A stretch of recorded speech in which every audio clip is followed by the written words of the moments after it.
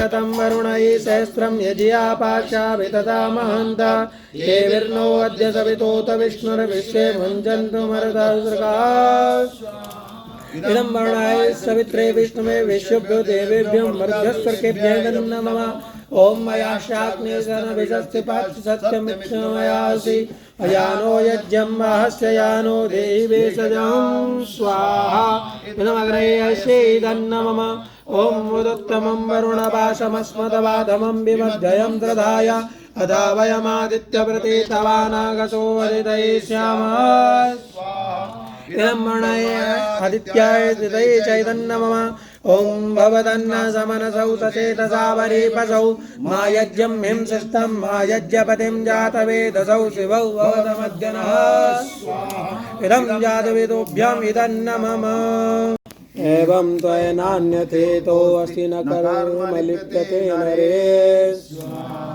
ओम सूर्यानामते लोका अन्धेन तमसा प्रता तास्ते प्रेत्यापि गच्छन्ति एकेचात्मनो जनाः स्वाहा ॐ मनेजदेकं मनसो जवीयो नयनद्देवा आप्नुवन् पूर्वमर्षत् तद्धावतोऽन्यान्येति तिष्ठत्तस्मिन्नपो मातरिश्वा ददाति ॐ तदेजति तन्नैजति तद्भूरे तदवन्दिके तदन्तरस्य सर्वस्य तदु सर्वस्य वह्यतः स्वाहा ॐ यस्तु सर्वाणि भूतान्यत्मन्येवानुपश्यति सर्वभूतेषु चात्मानं ततो न चिकित्सते स्वाहा ॐ यस्मिन् सर्वाणि भूतान्यात्मैवाभूद्विजानतः तत्र को मोहः शोक एकत्वमनुपश्यतः स्वाहा ॐ सपर्यगाच्छुक्रमगायमभ्रणमश्नाभिरं शुद्धमपापविद्धं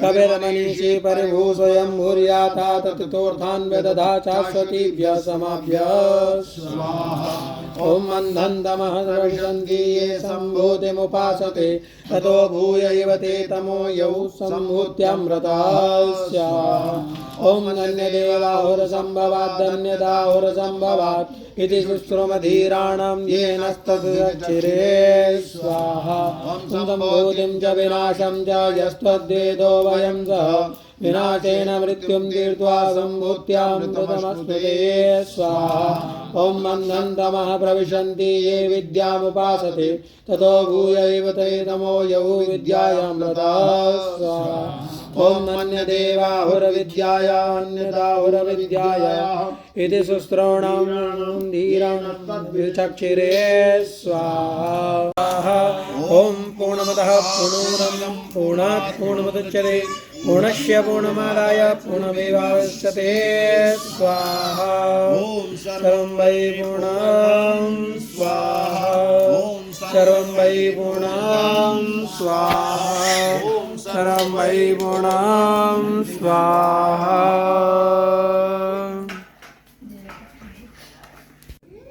निश्चित रूप से उस परिवार से हम वियुक्त भी होते हैं, तो ये संयोग और वियोग अवश्यम भावी है। ये कहते हैं संयोगा विप्रयोगांता, जितने संयोग हैं उनका परिणय उनका परिणति वियोग में ही होती है।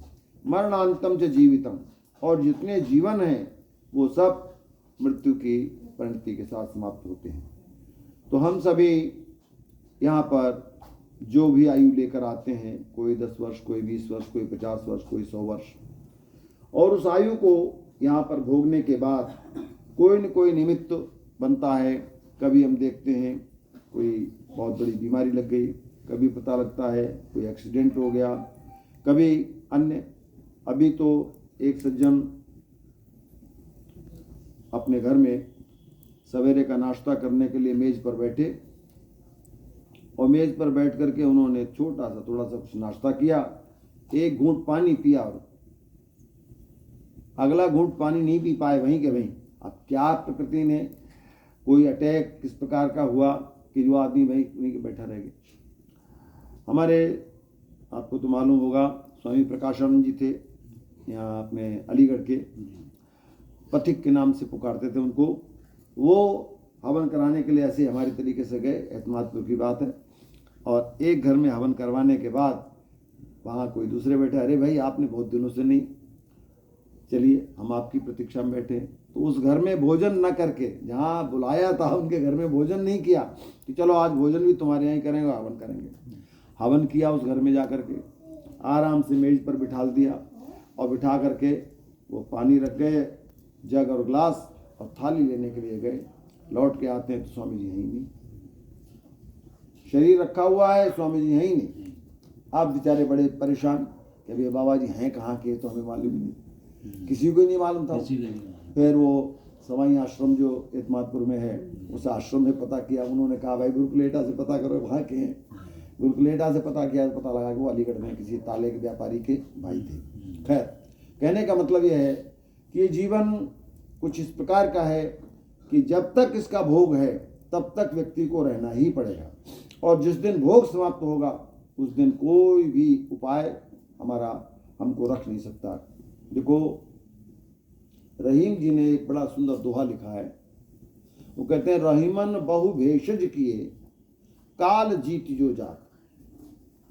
अगर हम बहुत बड़े उपचारों के द्वारा, उपायों के द्वारा काल पर विजय प्राप्त कर लेते, तो कहते हैं रहीमन बहु भेषज किए काल जीत जो जात। तो बड़े बड़े समर्थ भय, चक्रवर्ती राजा, बड़े बड़े डॉक्टर जिनको दूसरा भगवान कहा जाता है, तो उनको मर जाए, फिर तो कोई मरता ही नहीं। लेकिन नहीं, परमात्मा की व्यवस्था इतनी विचित्र है कि इसके सामने सब नतमस्तक हैं। और ये भी तय है, यावच्च येन च यदा च यथा च यत्र च, जिसका जिसके साथ जितने समय तक का संबंध है, तावच्च तेन च तथा च तदा च तत्र च कृतांत वशादुपैति। उस परमेश्वर की व्यवस्था से वह भोग उसको प्राप्त होगा, और जहां पर जिसकी मृत्यु लिखी है वहीं होगी। आप उसको हजार तरीके से भी टाल नहीं सकते। आचार्य क्या नाम था उनका, विद्यासागर जी बंबई में एक हवन में गए हुए थे। प्रताप भाई जी के अपने गुरुकुल के प्रधान थे, हवन में गए हुए थे। सोचिए, हवन पूरा संपन्न हुआ, विदाई अगले दिन होनी थी, विदाई भी ले ली, और विदाई लेने के बाद में गाड़ी जाने से पहले ही पता लगा कि हार्ट अटैक लगा और वही खत्म। तो भोग उनका, कहाँ के रहने वाले, जालंधर साइड के, गए थे हवन में, बहुत बड़ा हवन कराया था उन्होंने, कम से कम 200 विद्वान लोग गए थे उसमें, और वहाँ पर हम लोग सब वहीं पर थे। तो कहते हैं कि जिसका जहाँ भोग है वो उसकी भोग की समाप्ति वहीं पर होगी। अच्छा देखिए, एक घटना, एक बात कह करके बात समाप्त करता हूँ। हमारे इसी शहर में एक स्थान पर मुझे शांति यज्ञ के लिए बुलाया। मैं गया, जब मुझे पता लगा, मैंने पूछा, तो 22 वर्ष का बालक सुन के मैं भी धक से रह गया। मैंने कहा 22 वर्ष का बालक, क्या हो गया भाई? उस बेटे की माँ थी। मैंने कहा क्या हो गया इसको? आचार्य जी क्या बताऊं आपको, इस बच्चे ने जन्म से लेकर के 22 वर्ष का पूरा हो गया, एक बार भी मुझे अपने मुंह से मां नहीं कहा, एक बार भी अपने उठा के ग्रास नहीं खाया, और एक कदम कभी चला नहीं। 22 वर्ष लाश की तरह से पूरा रहा। वो जो बहन थी, उसने कहा कि आचार्य जी, इसके कारण से मैंने अपने सारे रिश्ते नाते भुला दिए, मैं इसकी सेवा में थी, पर भगवान न जाने क्यों रूठ गया हमसे। बड़ा ताज्जुब हुआ। मैं भी सोचता हूँ कि प्रभु ने कैसी विचित्र लीला। सोचिए, उसको उसकी जिंदगी में ही संतोष था कि मेरे सामने है बालक मेरा, बस इस बात का उसको बड़ा संतोष था। उसकी पूरी सेवा शुश्रूषा करती थी। अब क्या उसके लिए घर में खाना पीना समाप्त हो गया था, या जगह समाप्त हो गई थी? नहीं, सब कुछ मौजूद था, और उसका भोग वहाँ समाप्त हो गया था, और बस चुपचाप अपने आप चला गया। तो इसलिए हम सभी अपने अपने जगहों पर, जहाँ कहीं भी हैं, जिस पोस्ट पर भी हैं, जिस स्थिति में भी हैं, हम कहीं न कहीं किन्हीं से जुड़े हुए हैं। हमारा परिवार है, अपना समाज है। हम देखते हैं कि हमारे साथ भी यही स्थितियाँ होती हैं। मैं तो जब कल शाम को सुना तो मैं तो एकदम धक से रह गया। सोच भी नहीं सकता था कि ऐसा अचानक धमाका हो जाएगा, इस प्रकार की घटना घट जाएगी। जब ये सामने पहुँचे, उन्होंने बताया, मैं सचमुच में स्तब्ध रह गया। कि इस प्रकार से ऐसा कैसे हो गया, लेकिन प्रभु के सामने उसकी लीला बड़ी विचित्र है। आप सबने नाम सुना होगा गोयनका जी का। हाँ, ने बिठवा माजवा जी को बैठक में बिठवा समाज के बिठवा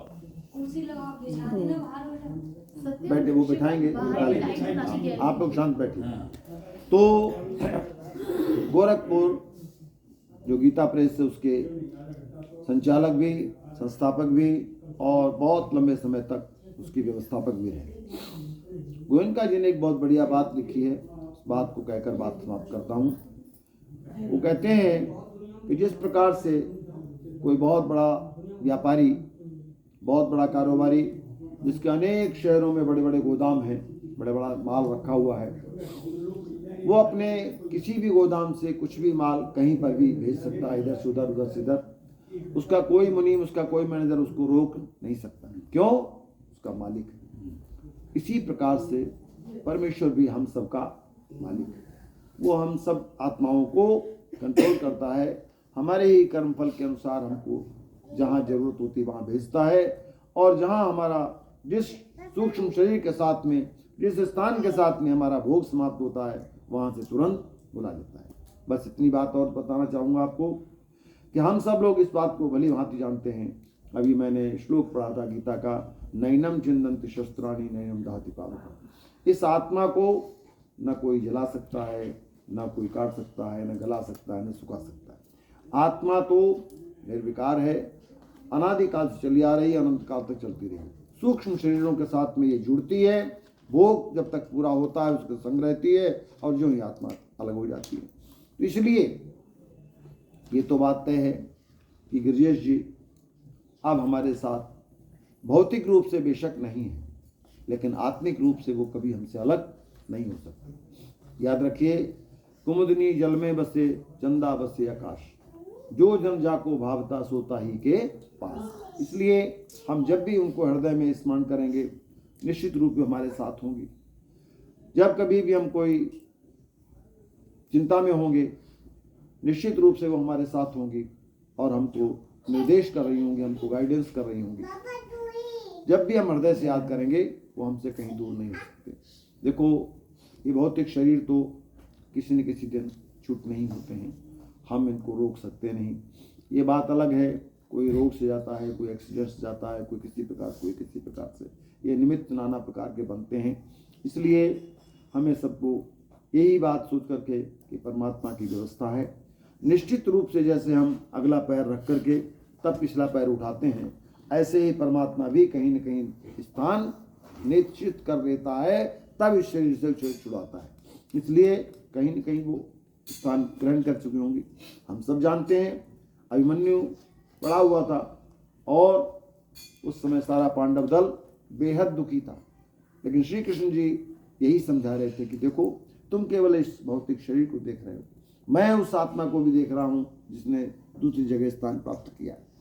इसलिए मैं दुखित होते हुए भी व्याकुल नहीं हूँ, क्योंकि अभिमन्यु तुमसे ज़्यादा मुझे प्यार करता था और मुझसे जुड़ा हुआ था, तो मैं इसलिए व्याकुल नहीं हूँ क्योंकि वो तो दूसरा स्थान प्राप्त हो।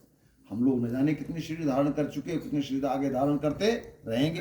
ये तो अविच्छिन्न प्रक्रिया है, इसको तो कभी तोड़ ही नहीं सकते। इसलिए आप सबसे भी यही निवेदन करना चाहूँगा कि निश्चित रूप से गाड़ी के दो पहिए, पक्षी के दो पंख, इनकी उपमाएं दे सकते हैं। हम सभी एक दूसरे का साथ लेकर चलते हैं, पर कभी कभी ये स्थितियाँ जीवन में आ जाती हैं। पर मनुष्य ही ऐसा है प्राणी जिसको ये सारे कष्ट भी सहन करने पड़ते हैं, और हम इस सब को परमात्मा की ही कृपा मान करके, ठीक है, उनका इतने दिन का ही साथ था, यही सोच करके उसका धन्यवाद करते हैं। प्रभु, तूने जो लीला की अच्छी की और आगे करेंगे, अच्छा ही करेंगे। निश्चित रूप से उसका बहुत बहुत धन्यवाद करते हैं। साथ ही उस दिवंगत आत्मा के लिए यही प्रार्थना करते हैं कि आपकी कृपा से, आपके विधान के अनुसार उनको जहाँ कहीं स्थान मिला हो, पूर्ण सद्गति और पूर्ण शांति प्राप्त हो, और हम सबको भी इस असह्य शोक को सहन करने का धैर्य प्राप्त हो। प्रभु यही विनय है, स्वीकार करो, स्वीकार करो, स्वीकार करो। ओम शांति शांति।